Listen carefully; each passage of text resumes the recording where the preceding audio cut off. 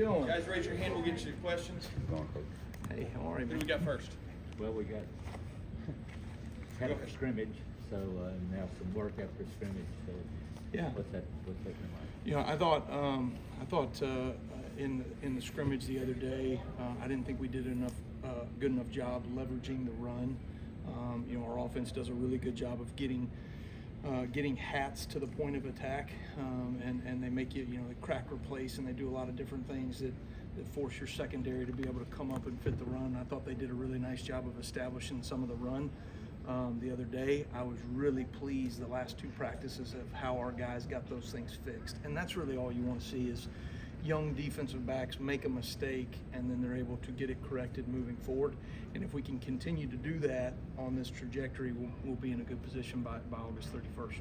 Down front here. Coach, you just spoke of the young defensive backs making mistakes.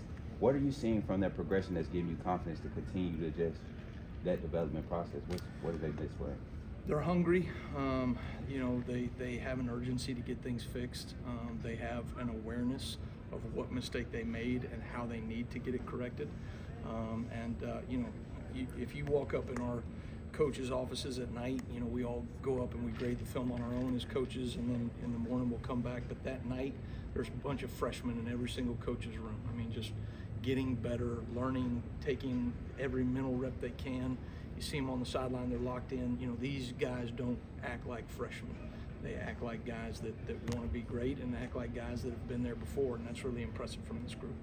Given the depth of defensive tackles on this team, do you think you're going to be able to create more interior pressure and be able to get the quarterback that way, just up the middle? Yeah, I mean, I think when you can, you know, when you have guys that stay fresh throughout the game, you know, that's such a huge piece of what offenses are trying to do now. Is, you know, they're like it's like body blows in a boxing match, right? They're trying to wear your D-line down so that at the end of the game they can go execute against, you know, a worn down defensive line in terms of pass rush and all those things. So I think rotations are important early in the game, making sure that we continue to mix guys in the rotation.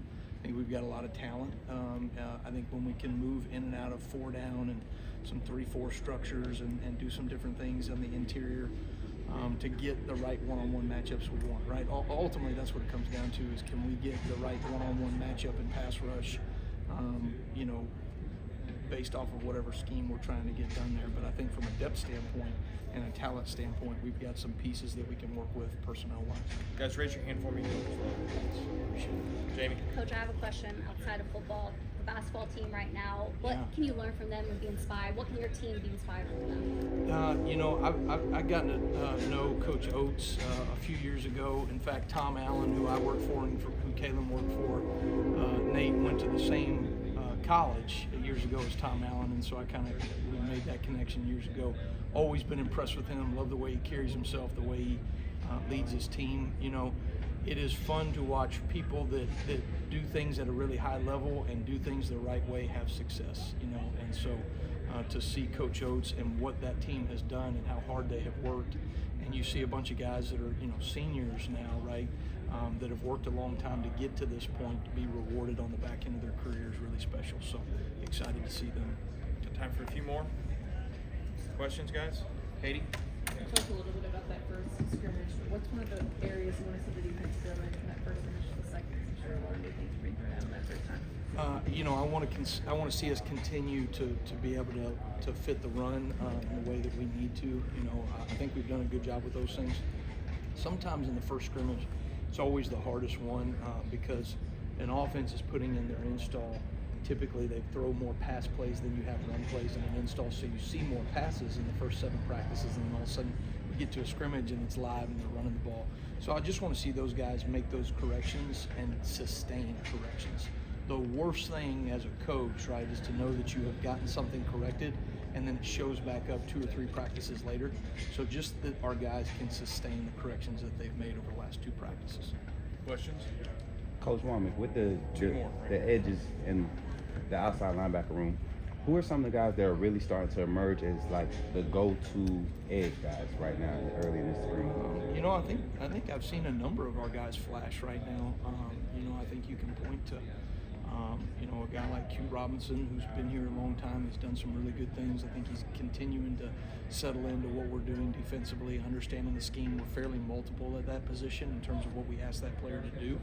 I think Keanu Coate has a real burst. I think he's done some special things in pass rush.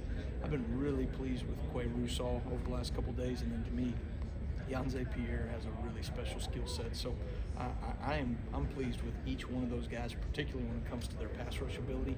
I think we're moving in the right direction there. We'll finish here with Alex. Learning a lot about the players, but I assume you're learning a lot about your coaching staff as well. Early impressions from the guys maybe you're not familiar with, and linguist in particular. What's the big takeaway? Well, I think, you know, a coaching staff, right, there's a certain connection, right, that those guys have to have. There's a gel that takes place, right, over time. All of us come from different backgrounds, different walks of life, different experiences, different plays that have hurt us defensively, right? We're all wounded, you know, as coaches out there, and so you're trying to figure out, you know, what we do well here at Alabama with our personnel and our coaching staff, and what our guys teach well. And so I've been really pleased. I think this group has probably gelled as well as any group I've been a part of. I do think that's the role as a coordinator, you know, creating buy-in on your staff, creating camaraderie, not just with the players, but with the coaches. But when you have experienced guys like Maurice Linguist, that has been a head coach, right? He's been a coordinator. He's been in those moments and seen the game from different, you know, perspectives. I think it makes it that much easier to come in and create buy-in for the rest of the staff. And I've really been pleased with all of our coaches in that regard. All right, thanks.